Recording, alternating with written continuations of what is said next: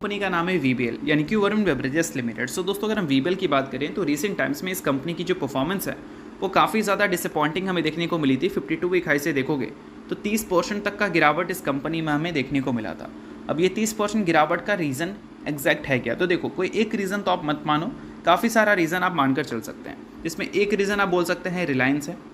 रिलायंस ने जो market share gain किया है कैंपा कोला से लगभग 14% का, वो एक रीज़न आप मान सकते हैं। क्वार्टर वन में कंपनी काफ़ी अच्छा नंबर रिपोर्ट करती है, बट इस बार गर्मी उतना ज़्यादा पड़ा नहीं काफ़ी सारे रीजंस में।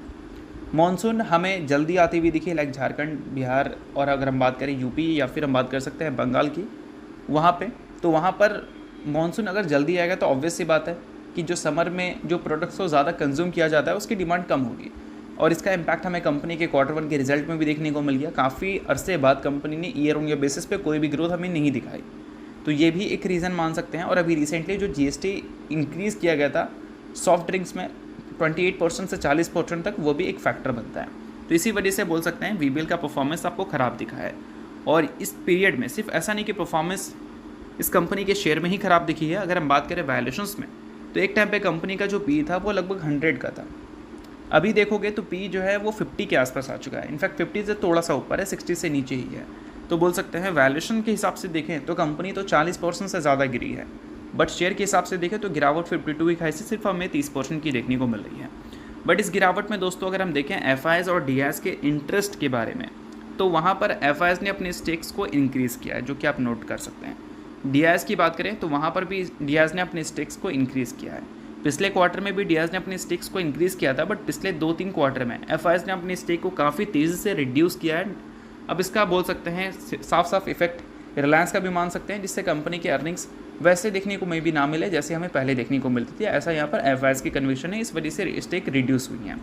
बट दोस्तों, कुछ चीज़ें ऐसी भी हैं जो कि वीबीएल के लिए अच्छी हैं, वो भी मैं आपको बता देता हूँ। अब देखो, वीबीएल के प्रोडक्ट्स की बात करें तो Pepsi, Tropicana, slice, sting, Kurkure, ये सारी चीज़ें इनके प्रोडक्ट हैं। अगर हम बात करें जीएसटी के बारे में, तो जो जीएसटी 28% से 40% तक गया है वो जो कार्बोनेट ड्रिंक्स हैं उस पे गया है। अगर हम बात करें स्लाइस और माज़ा के बारे में, तो ये कार्बोनेट ड्रिंक का पार्ट नहीं है, ऐसा यहाँ पर हाई कोर्ट ने बोला था। और स्लाइस और माज़ा में जो जीएसटी लगा है वो पहले के कंपैरिजन में कम हुआ है। तो बोल सकते हैं कुछ चीज़ें हैं जो कि कंपनी के लिए यूज़फुल रह सकती हैं। अगर अगला सीज़न डिमांड बढ़ता है, स्लाइस के सेल बढ़ते हैं, तो कंपनी के लिए मार्जिन्स अपग्रेड हो सकते हैं। तो ये सारी चीज़ों को आप नोट कर सकते हो। बाकी ये सारी चीज़ें सिर्फ एजुकेशन पर्पस के लिए, इसको रिकमेंडेशन आप मत समझना। अब इसके अलावा दोस्तों, कंपनी के अर्निंग्स के डेट के बारे में बात कर लेते हैं। इस कंपनी के क्वार्टर 2 या फिर क्वार्टर 3 भी आप बोल सकते हैं, वो हमें 29 अक्टूबर को आता हुआ देखने को मिलेगा। सो अगर आप वीबीएल के इन्वेस्टर हैं तो इस चीज़ को आप नोट कर लो।